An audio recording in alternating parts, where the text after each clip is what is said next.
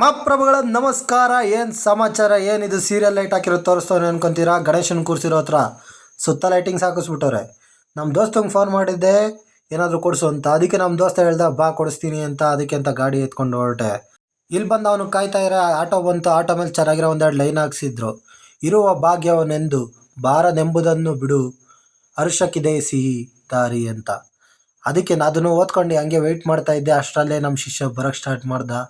ಅಲ್ಲಿ ನೋಡ್ರಿ, ಅಲ್ಲಿ ಬತ್ತವನು ಹಿಂದೆಯಿಂದ.